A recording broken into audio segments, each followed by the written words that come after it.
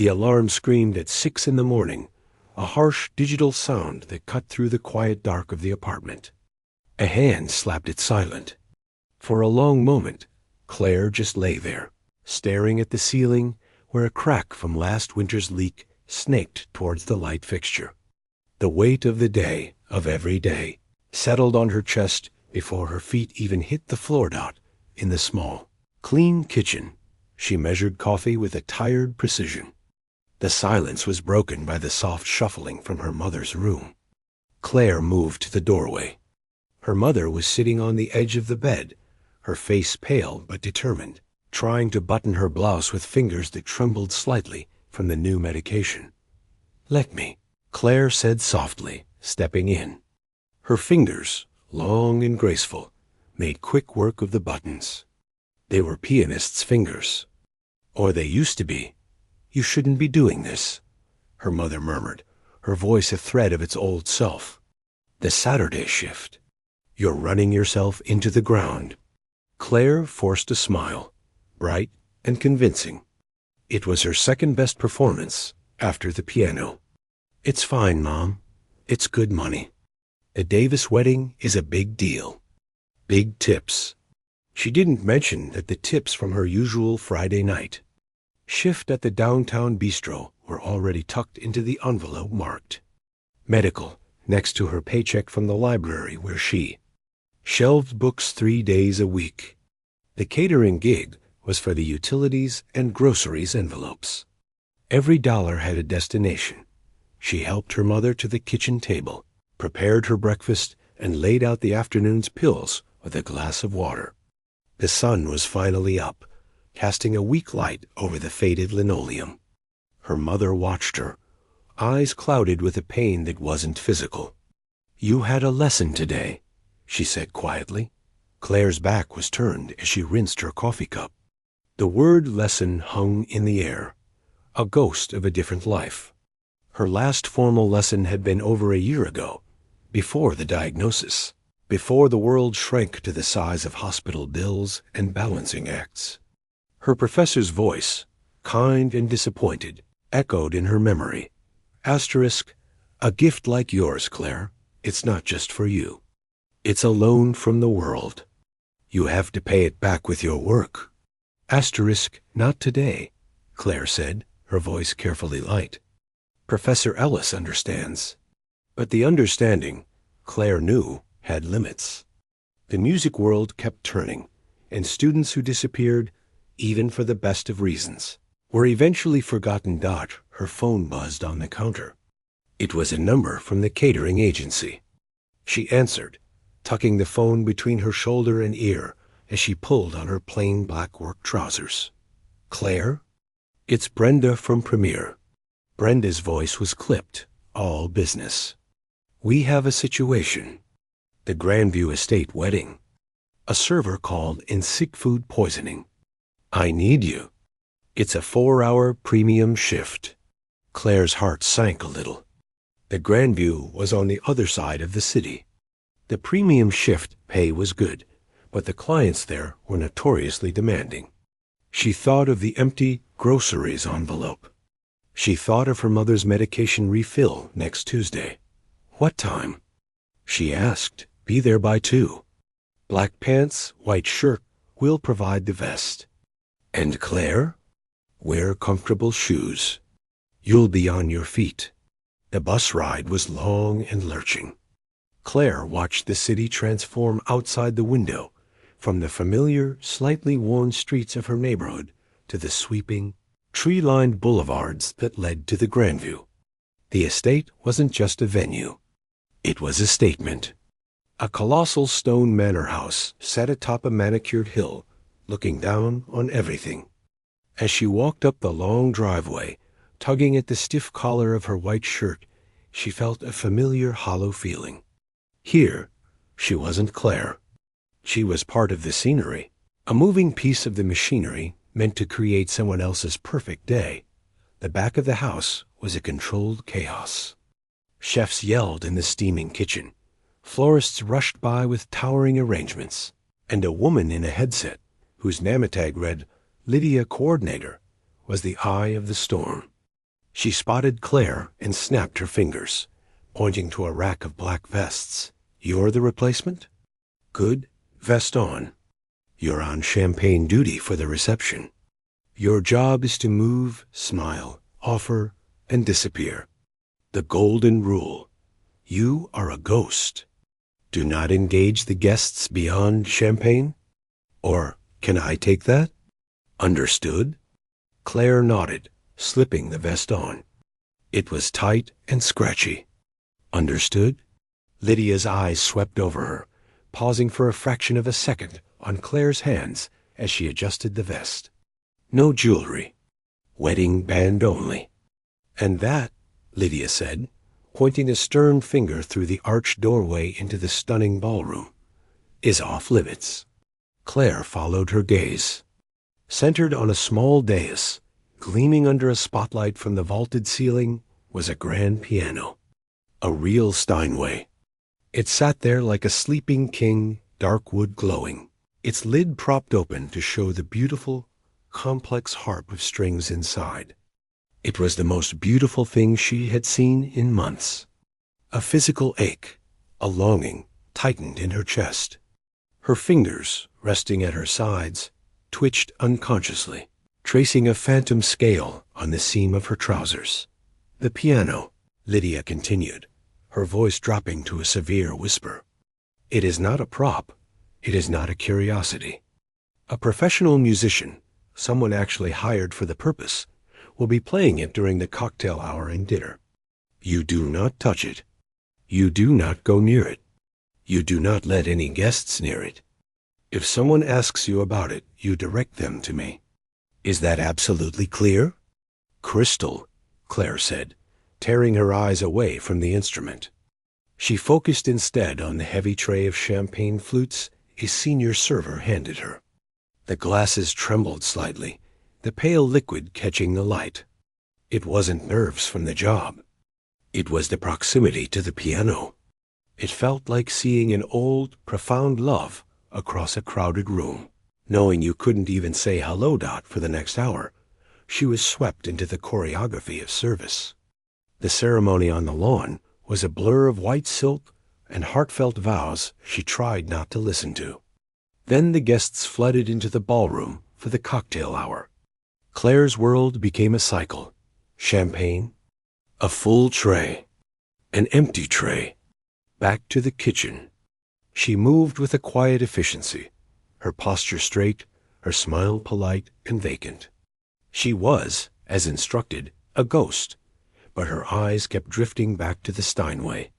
It sat there, silent and majestic, surrounded by laughing, chatting people who barely glanced at it. To them, it was just fancy furniture. To Claire, its silence was a louder noise than all the party chatter in the room.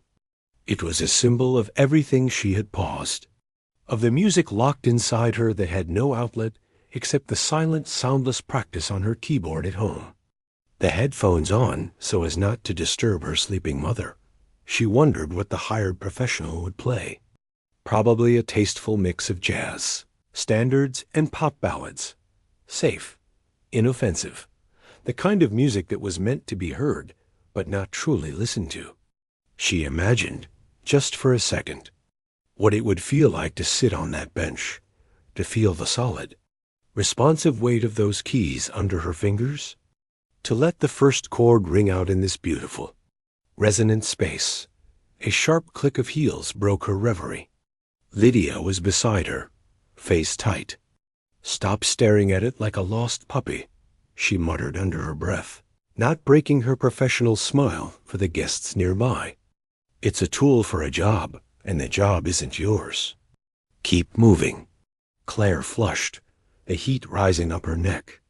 She hefted her tray and plunged back into the crowd, the ghost once more, the silent music inside her, feeling heavier than the full tray of glasses in her hands. The cocktail hour hummed like a well-tuned machine. Claire moved through the warm, perfumed air, a silent part of the mechanism. Her tray of champagne flutes was a balancing act she performed on autopilot. Offer, smile, pivot, retreat. Her feet, in the sensible black shoes, had already begun to ache, a dull throb that matched the quiet, constant hum of longing she felt every time she passed the silent piano. The guests were a sea of expensive fabrics and easy laughter. She caught snippets of conversations about stock portfolios and vacations in Tuscany. She felt the divide between her world and theirs not as anger, but as a simple, concrete fact. Her world was bus schedules and medication timetables.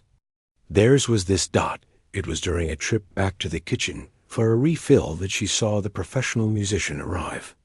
He was a man in his 50s, carrying a sleek leather folder of sheet music.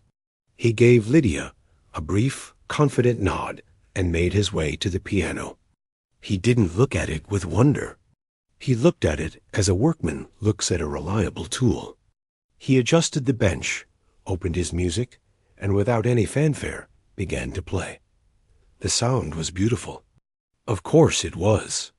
The pianist was skilled, his touch light and professional.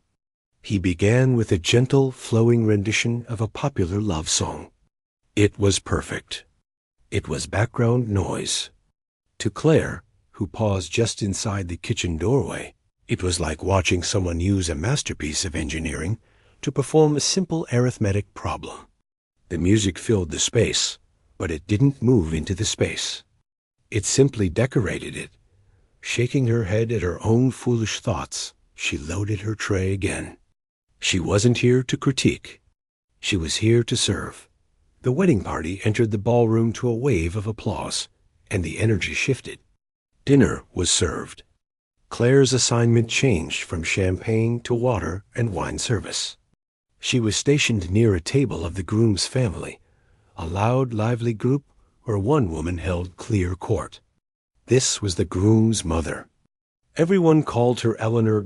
Eleanor was a woman who seemed made of sharper angles than everyone else. Her smile was brilliant, but quick, like a camera flash. Her laughter was a loud, punctuating sound that made people nearby turn their heads. She held her wine glass by the stem, as if she were holding a scepter. Claire kept her head down, filling water glasses with quiet efficiency. She was so focused on not spilling a drop that she didn't notice the young man approaching Eleanor's chair until he was right there. He was maybe 19, with floppy hair and an anxious expression. "Aunt Eleanor," he said, leaning down.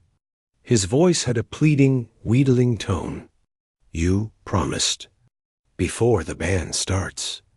Just one song. For Grandma. She loves that tune." Eleanor patted his cheek, a gesture that seemed dismissive rather than affectionate. "Of course, sweetheart. For your grandmother." She turned her head, her eyes scanning the periphery of the room like a searchlight. They landed on Claire, who was quietly replacing a used dinner plate with a clean one. "You," Eleanor said, not raising her voice, but putting a sharp edge on the word that cut through the table chatter. "Server." Claire finished setting the plate down and turned, meeting Eleanor's gaze. She kept her expression neutral, polite. "Yes, ma'am?" Eleanor didn't ask her name. She pointed a manicured finger toward the band, who were setting up their equipment on the stage opposite the piano. "My nephew here is a talented boy. He's going to play a little piece for his great-grandmother. A tribute. Go tell the man with the guitar to hand over his keyboard for 10 minutes." The request hung in the air. Claire felt the eyes of the entire table on her. The nephew looked hopeful. Eleanor looked imperiously certain. Claire's mind raced. She remembered Lydia's hissed instructions, the warnings about the equipment, the strict schedule. The band leader, a burly man with a serious face, was clearly not someone who appreciated interruptions. Claire's palms grew damp. She needed this job. She needed the money. The easiest thing, the thing that would cause no waves, would be to say, "Yes, ma'am," and go pretend to talk to the band leader. But something in her, some stubborn core that had been forged by long hours of difficult practice, recoiled at the idea of a lie. And she knew, professionally, it was a terrible request. She took a small breath. "I'm sorry, ma'am," she said, her voice calm and low, meant only for the table. "I don't have the authority to arrange that. The band's equipment and schedule are handled by the wedding coordinator. You would need to speak with Lydia." She offered a slight, apologetic tilt of her head. "I can point her out to you if you'd like." For a second, there was silence at the table. Eleanor's brilliant smile froze, then melted away. Her face underwent a subtle but profound change. The casual authority hardened into something colder. She hadn't been given information. She had been denied. And the denial had come from a woman in a server's vest. "I see," Eleanor said, her voice dropping, losing its party warmth. The nephew shuffled his feet, embarrassed. "So you're unable to perform a simple task for a guest." "It's not a matter of ability, ma'am," Claire said carefully, feeling the trap closing. "It's a matter of protocol. I could get in significant trouble if I interfered with the hired entertainer setup." Eleanor's eyes narrowed. She placed her wineglass down with a precise click. "Protocol," she repeated, as if the word were ridiculous. She looked Claire up and down, a swift, dismissive appraisal. "Very well. Since you're so concerned with protocol." She pushed her chair back and stood up, smooth and deliberate. She didn't look at her nephew again. She turned and began to walk, not towards the band, but in search of a different target. Claire felt a cold knot form in her stomach. She knew exactly who Eleanor was looking for. The rest of the table went back to their conversations, the moment passing. But the nephew shot Claire a look that was part frustration, part pity. Before slinking back to his seat, Claire tried to melt back into her work, refilling wine, clearing bread baskets, but her attention was split. From across the room, she saw Eleanor find Lydia near the main doors. She saw Lydia's professional smile tighten. She saw Eleanor gesture, a sharp, angry motion, back in the direction of their table. Lydia's eyes followed the gesture and found Claire. Even from a distance, Claire could see the flash of irritation on the coordinator's face. The conversation was short. Eleanor spoke with controlled fury. Lydia listened, her head nodding, not in agreement, but in a kind of grim understanding. Then, with a final sharp word, Eleanor turned and walked back to her seat, a victor returning from a minor but necessary skirmish. Lydia started moving. She cut through the crowded room with a directness that parted the guests. Her heels clicked a rapid, angry rhythm on the hardwood floor. She was making a beeline for Claire, and she was not trying to hide it. Claire's heart hammered against her ribs. She set down the water pitcher she was holding, her hands suddenly unsteady. There was nowhere to go. Lydia arrived, her face a mask of professional calm that did nothing to hide the storm in her eyes. She didn't yell. That would draw guest attention. Instead, she stepped in close, her voice a low, seething whisper meant only for Claire. "What did I say about being a ghost?" She hissed.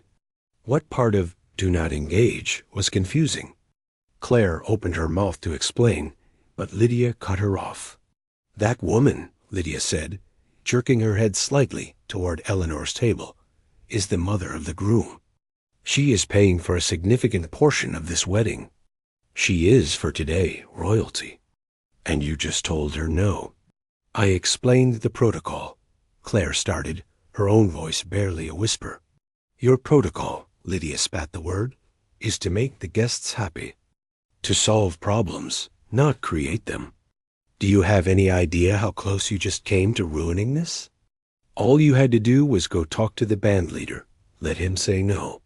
You used them as the shield, not your own insolence." The word insolence hit Claire like a slap. She felt her face grow hot. She had been polite. She had been correct. But in this world, correctness didn't matter. Status did. Lydia, seeing the color in Claire's cheeks, took it as defiance. She needed to reassert control, and she needed to do it in a way that satisfied the offended guest watching from her table. She grabbed Claire's elbow, not roughly, but firmly, and steered her away from the dinner tables, toward the one place in the room Claire had been told was off-limits. They stopped right next to the grand piano. The hired musician was taking a break, his seat empty. The beautiful, silent instrument loomed beside them. "Look at this," Lydia said, her grip still on Claire's arm, her voice still a furious whisper. "This is what you jeopardized your job for. A keyboard. Because you couldn't bend a simple rule for a VIP guest." Claire stared at the piano's glossy black side, her reflection a distorted blur in the wood. The humiliation was a physical burn in her chest. She could feel tears of frustration pricking behind her eyes, but she refused to let them fall. She focused on the ivory keys, just visible from the corner of her eye. Eleanor, seeing the public reprimand from her seat, seemed to decide it wasn't enough. She wanted to salt the wound. She stood again and glided over, a shark drawn to chum. She stopped beside Lydia, looking at Claire with a cool, triumphant expression. "Problem solved, I hope?" Eleanor said, her voice sweet as poison. "Absolutely, Mrs. Delaney," Lydia said, her tone instantly switching to one of smooth deference. "A simple misunderstanding. This won't happen again." Eleanor's eyes lingered on Claire's face, on the struggle she saw there. A cruel, amused SM. For a moment, the world shrank to the three of them standing by the piano. The hum of the party, the clinking of silverware, the distant laughter, it all faded into a muffled background roar. Claire's own words echoed in her ears. Juilliard. She hadn't said it to brag. She had said it to survive, to prove she wasn't just an empty vessel in a server's vest. It was a shield made of the one true thing she had left. Eleanor was the first to break the stunned silence. Her initial shock twisted into something uglier, a sneer of pure disbelief. "Juilliard?" She repeated, the word dripping with sarcasm. "Don't be absurd. Girls from Juilliard are performing in concert halls, not fetching drinks." Lydia, the coordinator, found her voice. Panic had replaced her anger. This was a scene, a real scene, brewing right next to the expensive piano. "That's enough," she hissed, stepping between Claire and Eleanor as if physically trying to block the conflict. "Claire, go to the kitchen. Now, you're done for the night." Her hand shot out to grab Claire's arm again, a signal for immediate removal, but another voice cut through, calm and curious. "Wait a second." It was the groom. He had been approaching his mother's table when he'd caught the tail end of the exchange. He was a man in his early 30s, with an open, thoughtful face that looked out of place amid the drama. He detached himself from a group of friends and walked over. "What's going on?" he asked, his eyes moving from his mother's furious expression to Lydia's panicked one, and finally settling on Claire, who stood very still, her face pale but her chin lifted. "This server," Eleanor said, spitting the word, "has been insolent, and now she's telling fairy tales. She claims she went to Juilliard." The groom, whose name was Daniel, didn't look at his mother. He kept his gaze on Claire. He saw the tremor in her hands, the way she held herself, with a tension that wasn't just about being scolded.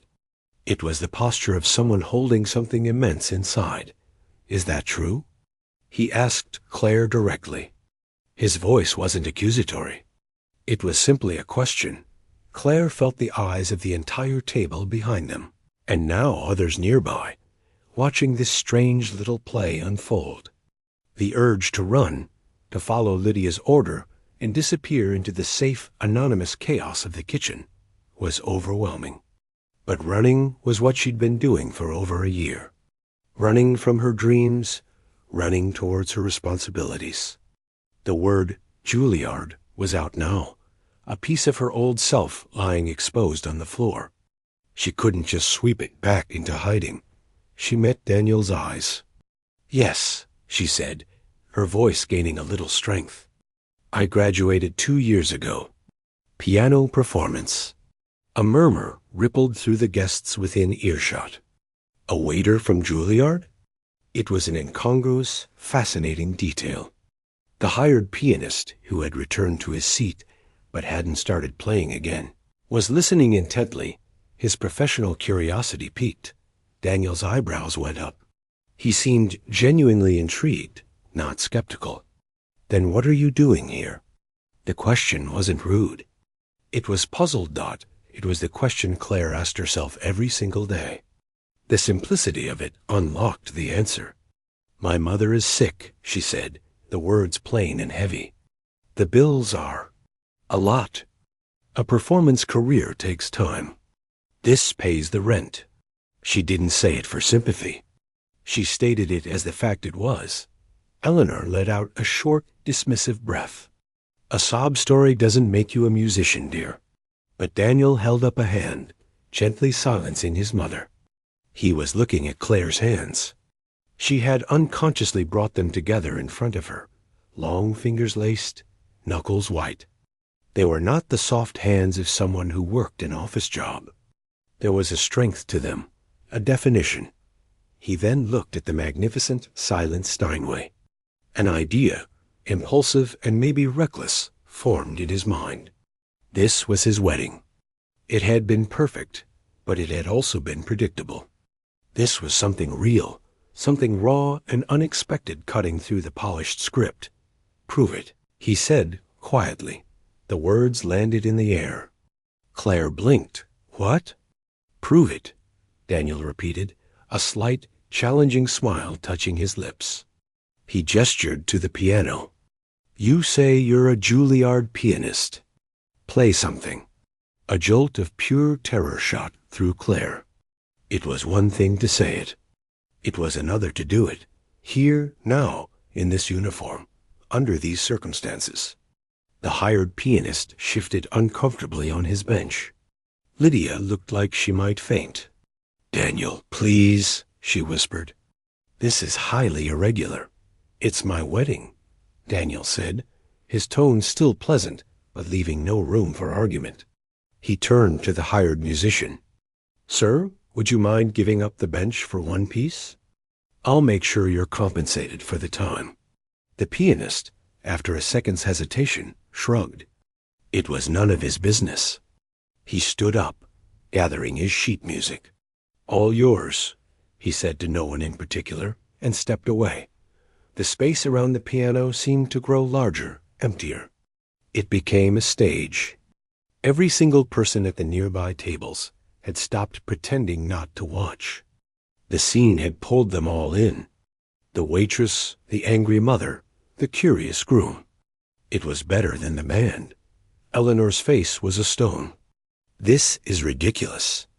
Daniel, don't encourage this." But Daniel wasn't listening. He was watching Claire. He saw the fear, but beneath it, he saw something else, a fierce, hungry longing, as she stared at the now vacant bench. It was the look of someone seeing a door they thought was locked forever swing open. Just a crack.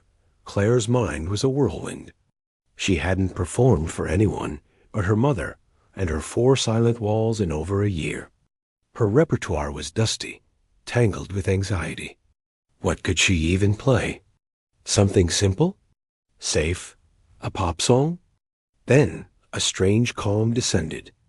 A voice that sounded like her old professor's echoed in her memory. Asterisk. When you play, you do not play for the crowd.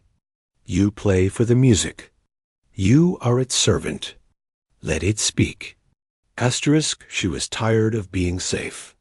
She was tired of being a ghost. If this was her one chance, her single moment on a stage again, even a stage she was being forced onto, she would not play background music. She would play the truth. Without a word, she walked to the piano.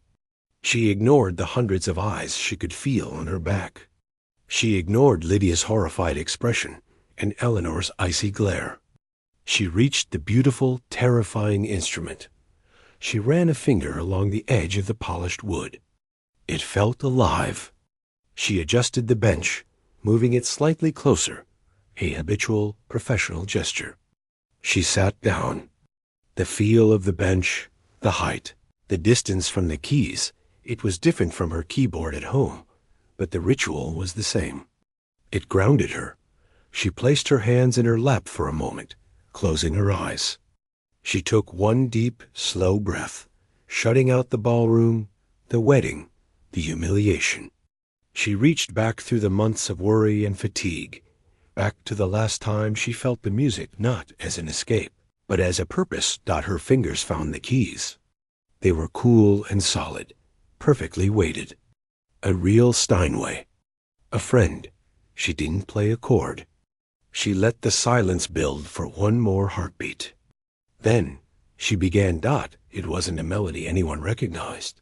It was a cascade of notes, a torrent of sound that seemed to pour directly from her fingertips. It was Chopin's Fantaisie Impromptu. It was restless, passionate, full of longing and swift, technical brilliance. The opening run was a declaration, a burst of something that could no longer be contained. The first, breathtaking 10 seconds erased every doubt in the room. This was not a hobbyist. This was not someone who had taken lessons as a child. The clarity, the speed, the dynamic control, it was the work of a master. The music swelled, filled the high ceiling of the ballroom, and wrapped around the stunned guests. It was alive. It spoke of storms and gentle rains, of fierce joy and deep, aching sorrow. Claire was gone. The server in the scratchy vest was gone. In her place was an artist, completely immersed. Her body moved with the phrases, leaning into the powerful chords, drawing back for the delicate, whispering passages. Her face, which had been so tense with held-back emotion, now reflected the music-focused, intense, and finally, at peace. At a nearby table, the bride, who had been watching with wide eyes, felt tears well up. She wasn't a musician, but she could feel the story in the notes. She reached over and gripped her new husband's hand. Daniel stood transfixed, his challenge having unlocked something far more profound than he'd imagined. The hired pianist, standing at the back with his arms crossed, gave a slow, respectful nod.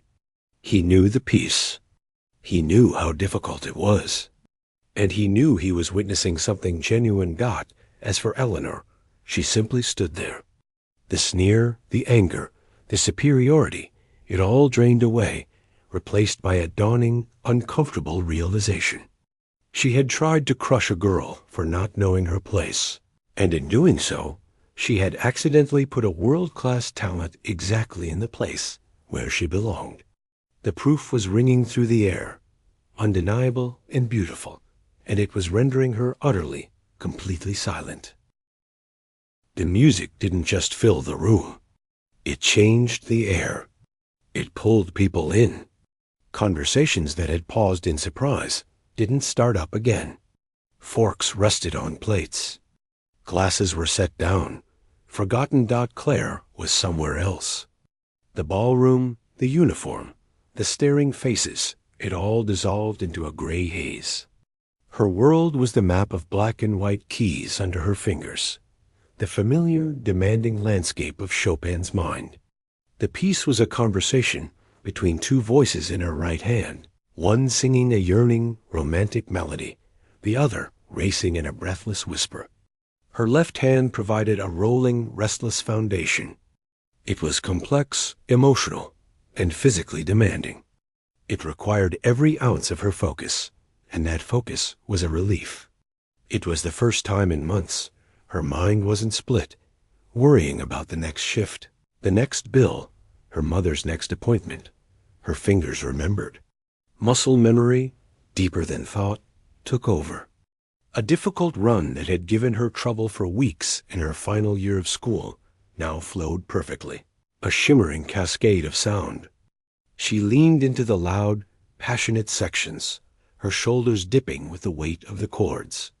In the soft, tender moments, she drew back, her touch so light the notes seemed to hang in the air like dewdrops before fading. She wasn't playing for an audience. She was having a conversation with the ghost of a composer, and through him with her own buried self. The guests were motionless. An elderly man near the front, who had been dozing lightly through dinner, was now wide awake, his rheumy eyes fixed on Claire's flying hands. A group of teenagers who had been bored and scrolling on their phones under the table had them put away, their mouths slightly open. This wasn't wedding music. This was the kind of music you paid $100 a seat to hear in a hushed concert hall. The bride, Maria, felt a lump form in her throat. She was a schoolteacher, not a musician, but she could feel the story. She heard the struggle in the frantic, running notes and the aching beauty in the soaring melody. She saw the young woman's face, no longer a blank server's mask, but alive with expression, pain, joy, concentration, release. Maria looked at her new husband, Daniel, who stood watching with a look of awe and a little bit of guilt. He had challenged her, put her on the spot. But he had also, accidentally, given her back her voice dotted the back of the room. The head chef pushed through the kitchen doors, a complaint about slow plate clearance dying on his lips. He stood, wiping his hands on his apron, and listened. He'd worked 1,000 weddings. He'd never heard anything like this. Lydia, the coordinator, was frozen in a state of professional panic. Every rule in her binder was being broken. A server was at the piano. The schedule was in tatters.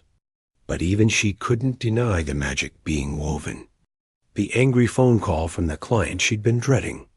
It wasn't going to come. Not about this. She slowly lowered the clipboard she'd been clutching to her chest like a shield. And Eleanor, the groom's mother, remained standing where she had been, a few feet from the piano. The color had drained from her face. The triumph she'd felt minutes ago was now ashes. She had wanted to put the impertinent girl in her place, and instead she had launched her onto a pedestal. Each brilliant, complicated passage of music was a silent rebuke. This wasn't a parlor trick. This was years of sacrifice, of thousands of hours in lonely practice rooms. It was a language Eleanor didn't speak, but its power was undeniable. She felt small, and she hated the feeling. She finally sank into an empty chair. Unable to stand any longer, Claire reached the middle section of the piece, a slower, infinitely sweet and sad melody. This was the heart of it. Her fingers softened, and the music became a lament, a love song to something lost. In this section, her own story seeped in. The long singing lines spoke of the concerts she might have given, the practice room at school she loved, the future that had seemed so bright and certain. The sadness in the music was real, but it wasn't weak. It was dignified. It was honest. A woman at a table by the window dabbed at her eyes with a napkin. A man put his arm around his wife's shoulders and pulled her closer. No one was thinking about the beef or the fish choice anymore. Then the music began to surge back. The restless energy returned, stronger now, as if the sadness had been acknowledged and could now be transformed. Claire's body tensed, gathering strength for the final furious flourish. Her hands flew across the keys in a blur, a spectacular, roaring waterfall of sound that seemed almost impossible for two hands to create. The final chords were played with decisive, ringing power, and then silence. She lifted her hands from the keys and let them fall gently into her lap. She was breathing heavily, her heart hammering against her ribs. The last echoes of the piano faded into the high ceiling. The spell held for one more second, too. Then Maria, the bride, was on her feet. She wasn't a dramatic person, but she didn't think. She just moved. The sound of her clapping was shockingly loud in the quiet room. It was a single, strong, heartfelt clap, then another, and another got. It broke the stillness like a dam breaking. Daniel was up next, a huge, genuine smile on his face, applauding fiercely. then his entire table, then the table next to them. It spread like a wave. Chairs scraped back as people rose to their feet. The applause wasn't polite, the kind you give after a competent performance. It was a roaring, stamping, whistling standing ovation. It was noise with feeling in it, amazement, respect, joy. Claire blinked, startled. The gray haze of concentration cleared, and the world rushed back in with overwhelming force. The lights, the noise, the sight of 200 people in formal wear, standing and clapping for her. For a terrifying moment, she was disoriented. She was just a waitress. This wasn't her world. She turned on the bench and saw the crowd, their faces smiling, some tear-streaked. The reality of what she had just done hit her. She had played her heart out in front of a room full of strangers in her work uniform. A flush of heat climbed her neck, but it wasn't shame this time. It was a shock of validation, so strong it was almost painful. Her eyes found Eleanor, still sitting while everyone around her stood. Their eyes met. Claire didn't smile, didn't gloat. She just gave a very small, almost imperceptible nod. It wasn't a victory gesture. It was an acknowledgement. A line had been drawn and crossed. Then her gaze found the bride and groom, clapping and beaming at her. Maria was saying something to Daniel, who nodded eagerly. The hired pianist made his way through the crowd toward the piano. As he passed Claire, who was still sitting, unsure what to do, he leaned in. "Brava," he said, simple and sincere. That was not easy, especially under the circumstances. He gave her a professional, comradely smile. "The bench is yours if you want it for the rest of the night. I'll happily play tambourine." Claire managed a shaky smile and shook her head. "No, thank you, I think I'm done." Her legs felt weak as she finally stood up from the piano. The applause surged again as she did. She didn't bow. It didn't feel right. Instead, she just gave a small, awkward wave. More like a person saying goodbye to friends than a performer accepting accolades. And then she practically fled from the spotlight, heading not for the kitchen, but for the nearest glass door that led out to a terrace. The cool night air hit her like a physical shock. The sound of the applause was muffled behind her. She walked to the stone railing, gripping it with both hands, and let out a long, shuddering breath. Her fingers were tingling. Her whole body was trembling. She looked up at the stars, her mind a blank, buzzing static. Back inside, the ovation was finally dying down. The band, seeing their cue, nervously started up with an upbeat, familiar dance song. The spell was broken, but the party had been transformed. The energy was electric, buzzing with the shared experience. People were talking animatedly, gesturing toward the terrace doors. In the kitchen, the staff had gathered at the service window, having watched the whole thing. They looked at each other, stunned. One of the other servers, a woman in her 40s, just shook her head and laughed. "Well," she said, "I guess we're not clearing that table anytime soon." Out on the terrace, Claire was trying to piece herself back together.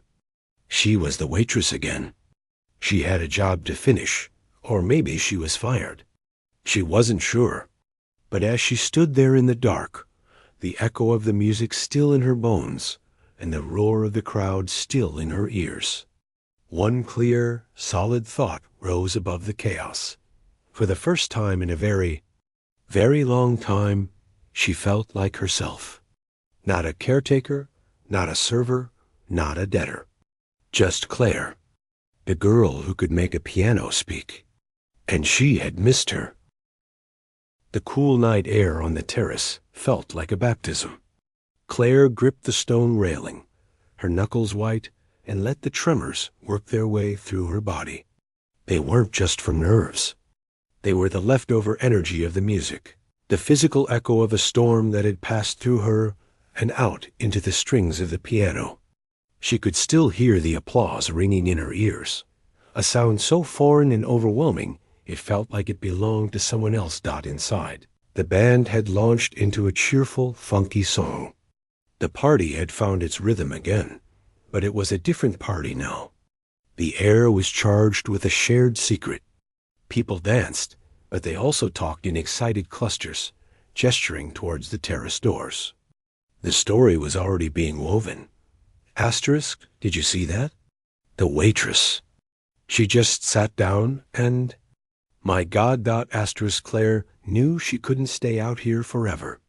She was still on the clock, or maybe she was fired. She had no idea.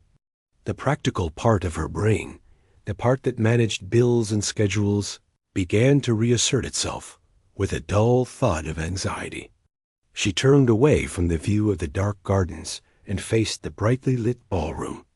Taking a deep breath, she smoothed down her scratchy black vest and pushed the door open. The wall of sound and warmth hit her. For a second, she hovered in the doorway, unsure where to go. Back to the kitchen? To find Lydia and accept her fate? She didn't get the chance to decide. A small group of wedding guests near the door spotted her. A middle-aged woman in a blue dress reached out and gently touched her arm. "That was the most beautiful thing I've ever heard at a wedding," she said, her eyes shiny. "Thank you." Another guest, a younger man, gave her a thumbs up.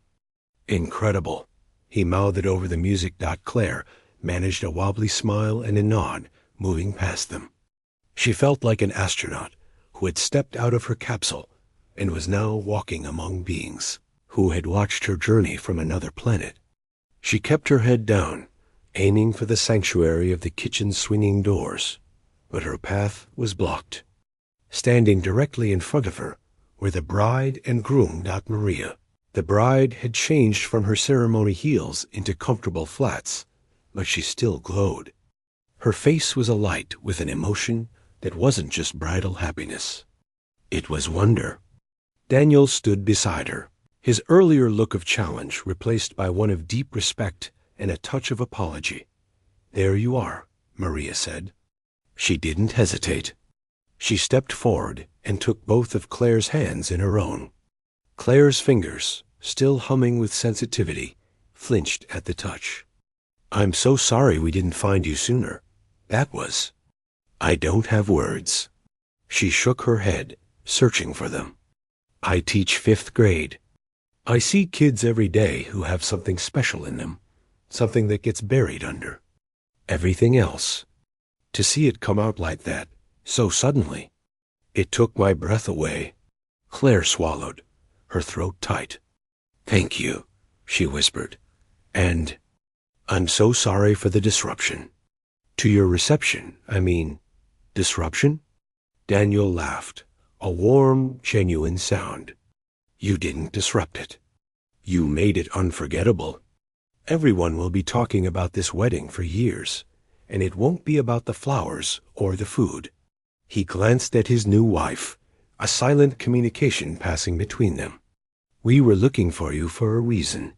He reached into the inner pocket of his tuxedo jacket and pulled out a simple, crisp business card.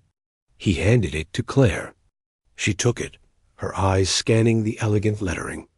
It wasn't his card. It belonged to someone else, a name she didn't recognize, with the title Executive Director of something called the Harmony Bridge Music Foundation. "My college roommate," Daniel explained, his voice lowering slightly to be heard over the band. "He runs this nonprofit. Their whole mission is to support young musicians, especially those who face barriers, financial barriers, family barriers. They provide grants, mentorship, performance opportunities." Claire stared at the card, the letters blurring. A foundation for musicians. Her heart began to beat a strange, hopeful rhythm against her ribs.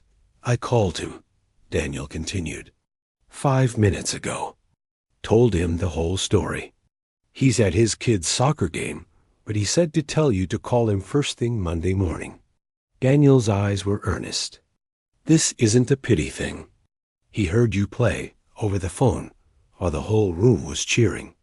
He said, and I quote, Anyone who can make a wedding crowd that quiet with choppin' has a voice that needs to be heard. He wants to talk. Maria squeezed Claire's hands again. We want to help, properly. This, she gestured at the card, is a start. But also, she let go of Claire's hands and fished a small, elegant clutch purse from under the table. She pulled out a sealed, thick white envelope. It was the kind used for wedding cards.